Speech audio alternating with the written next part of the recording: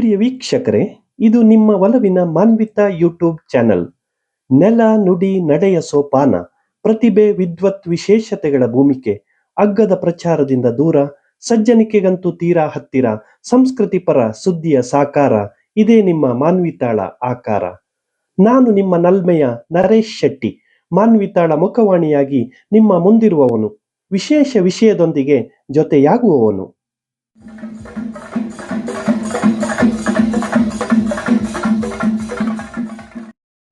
ಹೆಗಡೆ ಪ್ರೌಢಶಾಲೆಯಲ್ಲಿ ತೃತೀಯ ಭಾಷಾ ಕಾರ್ಯಾಗಾರ. ಉತ್ತಮ ಫಲಿತಾಂಶಕ್ಕೆ ಸಜ್ಜುಗೊಳ್ಳಲು ಬಿಇಒ ಉದಯ್ ನಾಯ್ಕ್ ಕರೆ.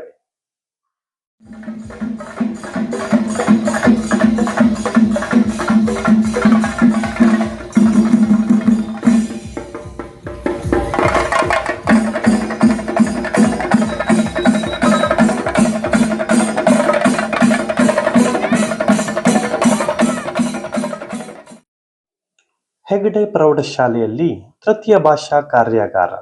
ಉತ್ತಮ ಫಲಿತಾಂಶಕ್ಕೆ ಸಜ್ಜುಗೊಳ್ಳಲು ಬಿಇಒ ಉದಯ್ ನಾಯ್ಕ್ ಕರೆ.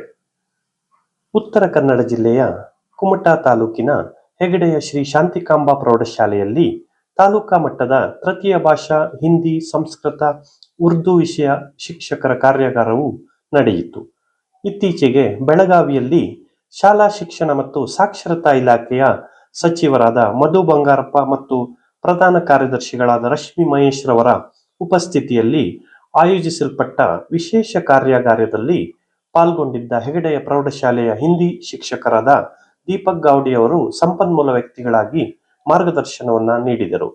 ಪೂರ್ವಭಾವಿಯಾಗಿ ನಡೆದ ಸಭಾ ಕಾರ್ಯಕ್ರಮವನ್ನ ಉದ್ಘಾಟಿಸಿದ ಸ್ಥಳೀಯ ಕ್ಷೇತ್ರ ಶಿಕ್ಷಣಾಧಿಕಾರಿ ಉದಯ್ ನಾಯ್ಕ್ ರವರು ಪ್ರಸಕ್ತ ಶೈಕ್ಷಣಿಕ ವರ್ಷದಲ್ಲಿ SSLCಯಲ್ಲಿ ಯಾವುದೇ ವಿದ್ಯಾರ್ಥಿಗಳು ಅನುತ್ತೀರ್ಣರಾಗದೆ 100ಕ್ಕೆ 100ರಷ್ಟು ಫಲಿತಾಂಶ ಲಭಿಸುವಲ್ಲಿ ಕಟಿಬದ್ಧರಾಗುವಂತೆ ಶಿಕ್ಷಕರಿಗೆ ಕರೆ ನೀಡಿದರು. ಸಭಾಧ್ಯಕ್ಷತೆಯನ್ನು ವಹಿಸಿದ್ದ ಹೆಗಡೆಯ ಪ್ರೌಢಶಾಲೆಯ ಮುಖ್ಯಾಧ್ಯಾಪಕಿ ಸವಿತಾ ಶಾನ್ಭಾಗ್ ಮಾತನಾಡುತ್ತಾ, ಪ್ರತಿಯೊಬ್ಬ ಶಿಕ್ಷಕರು ತಮ್ಮದೇ ಆದ ತಂತ್ರ ವಿಧಾನವನ್ನ ಅನುಸರಿಸುವ ಮೂಲಕ ಎಲ್ಲಾ ವಿದ್ಯಾರ್ಥಿಗಳು ಪರೀಕ್ಷೆಯಲ್ಲಿ ಉತ್ತೀರ್ಣರಾಗುವಂತೆ ಯೋಜಿಸಿಕೊಳ್ಳಲು ಸಲಹೆಯನ್ನ ನೀಡಿದರು. ಕುಮಟಾ ತಾಲೂಕಾ ಹಿಂದಿ ವಿಚಾರ ವೇದಿಕೆಯ ಅಧ್ಯಕ್ಷರು ಹಾಗೂ ಕರ್ನಾಟಕ ರಾಜ್ಯ ಬೋಧಕರ ಸಂಘದ ರಾಜ್ಯ ಕೋಶಾಧ್ಯಕ್ಷರಾದ ಶಿವಚಂದ್ರರವರು ಪ್ರಾಸ್ತಾವಿಕವಾಗಿ ಮಾತನಾಡಿ, ಪರೀಕ್ಷೆಗೆ ಪೂರ್ವಭಾವಿಯಾಗಿರುವ ಅತಿ ಉಪಯುಕ್ತವಾದ ಕಾರ್ಯಾಗಾರವಿದು ಎಂದರು. ಬಾಡದ ಜನತಾ ವಿದ್ಯಾಲಯದ ಹಿರಿಯ ಶಿಕ್ಷಕರಾದ IV ಭಟ್ ಕಾರ್ಯಕ್ರಮವನ್ನು ನಿರೂಪಿಸಿದರು.